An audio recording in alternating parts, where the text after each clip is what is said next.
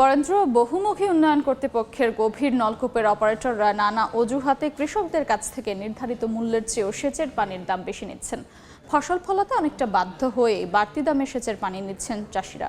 এ নিয়ে আরো তথ্য জানাতে এই মুহূর্তে নওগাঁর আত্রাইয়ে আছেন সহকর্মী এমআর রকি। এছাড়া বিস্তারিত আলোচনার জন্য এই মুহূর্তে রাজশাহীর বিএমডিএ কার্যালয়ে আছেন সহকর্মী সাইফুর রহমান রকি। তার সঙ্গে যুক্ত হচ্ছেন রাজশাহী বরেন্দ্র বহুমুখী উন্নয়ন কর্তৃপক্ষের তত্ত্বাবধায়ক প্রকৌশলী জিন্নুরাইন খান। প্রথমেই যাচ্ছি নওগাঁর এমআর রকির কাছে। মৌসুমের ফসল চাষাবাদ পুরোটাই কিন্তু সেচ নির্ভর, অর্থাৎ এই এলাকায় যেসব ফসল এই মৌসুমে করা হয়েছে সব ফসলের উপরই কিন্তু গভীর নলকূপ অথবা অগভীর নলকূপের পানি ব্যবহার করা হয়েছে। এবং এই মৌসুমে জেলা কৃষি বিভাগ বলছে 1,93,000 হেক্টর জমিতে এবার বুড়ো মৌসুমের ফসল চাষাবাদ করা হয়েছে।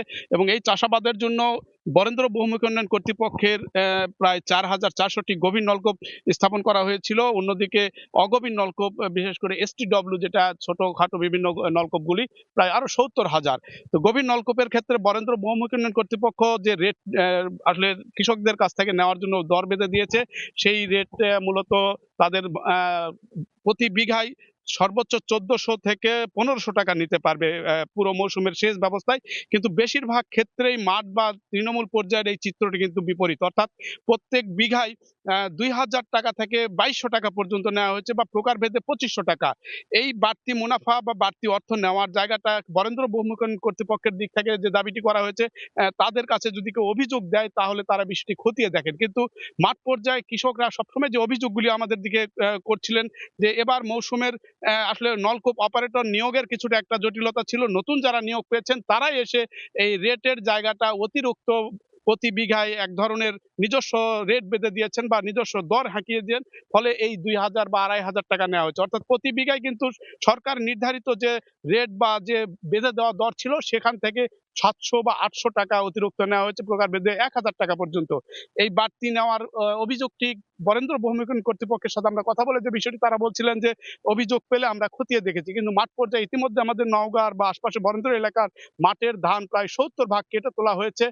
কিন্তু নলকূপের সেচের যে এই মুহূর্তে যে টাকাটা তারা নেওয়ার জন্য কৃষকদের চাপ প্রয়োগ করছেন, এই 2,500 2,000 টাকা, এটা কিন্তু কৃষকদের দিক থেকে অনেকটাই বলা হয়েছে যে বাড়তি অতিরিক্ত টাকা নেওয়া এটা অনৈতিক। এবং এই অনৈতিকের জায়গাটাই বরেন্দ্রর বিরুদ্ধেই তারা অভিযোগ তুলছেন যে তারা সঠিক এই তদন্তটি না করার কারণে কৃষকের এই অতিরিক্ত টাকা এবার গুনতে হয়েছে এই সেচ ব্যবস্থায়। এই ছিল নওগাঁর খবর। আমরা জানবো রাজশাহী, সেখানে আমাদের সহকর্মী রয়েছেন রাজশাহী। বিএমডিএ থেকে কৃষকরা যে সেচের পানি নিচ্ছেন, এখানে যে ডিপ অপারেটররা আছেন তারা কৃষকদের কাছ থেকে অতিরিক্ত টাকা নিয়ে সেচের পানি দিচ্ছেন। এই বিষয়ে কথা বলার জন্য আমাদের সঙ্গে যুক্ত আছেন রাজশাহী বিএমডিএ অফিসের তত্ত্বাবধায়ক প্রকৌশলী জিন্নুরাইন খান। আমরা তার কাছে জানতে চাইব, এই যে কৃষকদের কাছে অতিরিক্ত টাকা নেওয়া হচ্ছে সেচের পানির জন্য, আপনারা এই অভিযোগগুলো পেলে কি ধরনের ব্যবস্থা নেন?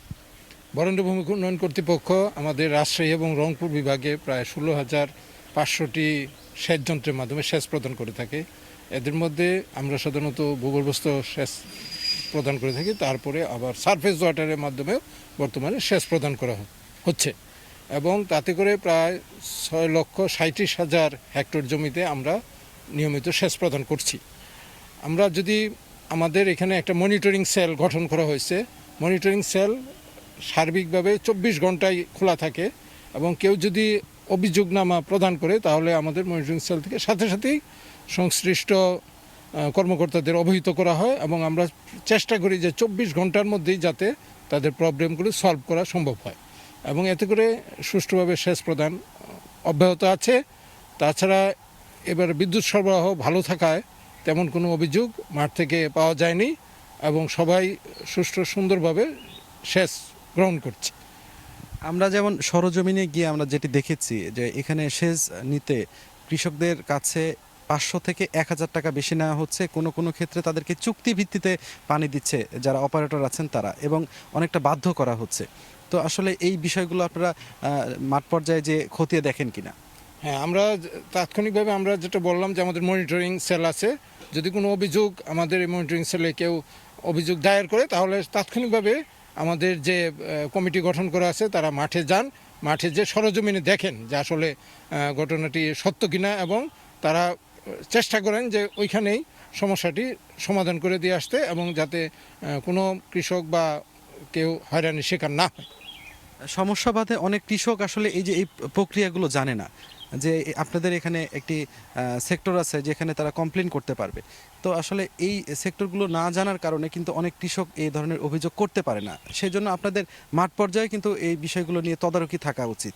তো আপনারা যদি এই বিষয়গুলো তদারকি করেন কৃষকদের কিন্তু এই সমস্যাগুলো আরও অনেকাংশেই মিটে যাবে। কিন্তু আমরা গত বছরও দেখেছি যে এ ধরনের পানি না পাওয়ার কারণে কিন্তু কৃষক আত্মহত্যা করেছে। তো এবারে কৃষকরা কি পানি পাচ্ছেন পর্যাপ্ত? না, এবারে আমরা যেটা করেছি যে এখানে আমরা মোটামুটিভাবে যাতে মনিটরিং সিস্টেমটা খুব ভালো হয় সেই জন্য আমরা প্রত্যেকটা জেলাভিত্তিক আমরা কমিটি গঠন করে দিয়েছি এবং জেলার যে কর্মকর্তা আছে, তারপরে আমাদের যে উপজেলা লেভেলের সহকারী প্রকৌশলী দপ্তর আছে, ওনারাও সরাসরি জিনিসগুলি মনিটর করতেছেন। এতে করে আমরা দেখতেছি যে আমাদের অনেকটা বিগত বছরগুলির তুলনায় এবার কৃষকরা অনেক সাশ্রয়ী পদ্ধতিতে সেচ প্রদান করতেছেন এবং তেমন কোনো অভিযোগ পাওয়া যাচ্ছে না আর কি।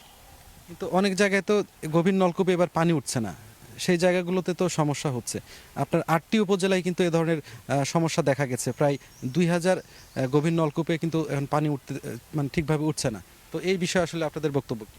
আমাদের এখানে রাজশাহী, চাঁপাইনবাবগঞ্জ, নওগাঁ জেলার 8টি উপজেলায় প্রায় 1960টি গভীর নলকূপে এরকম সমস্যা পরিলক্ষিত হচ্ছে যে পানি একটু কম পাওয়া যাচ্ছে। সেই কারণে আমরা সিজনের শুরুতেই আমরা কৃষি বিভাগ সহ যে সমস্ত বিভাগ এই কাজের সাথে জড়িত তাদেরকে নিয়ে আমরা এখানে একটা সভা করি। সবার মধ্যে সিদ্ধান্ত গৃহীত হয় যে আমরা যে ফসল বৈচিত্র্যকরণ করতে হবে, অর্থাৎ শুধু কেবলমাত্র ব্যুরো ধান যেটা পানি নির্ভরশীল ওই ফসল না করে আমরা যদি সাথে সাথে ভুট্টা, সরিষা, তারপর গম, ডাল জাতীয় ফসল এইগুলি যদি আমরা আবাদ করি তাহলে আমাদের এই পানির প্রবলেমটা থাকবে না। এবং ধন্যবাদ জিন্নুরাইন খান আমাদের সঙ্গে এতক্ষণ যুক্ত থাকার জন্য। আপনারা শুনছিলেন যে সংকট উত্তরণের জন্য আসলে বিএমডিএ তারা চেষ্টা চালিয়ে যাচ্ছেন। তো এই ছিল আমার কাছে রাজশাহী থেকে সর্বশেষ। সরাসরি যুক্ত ছিলাম রাজশাহীর বিএমডিএ কার্যালয়ের সামনে এবং নওগাঁয়।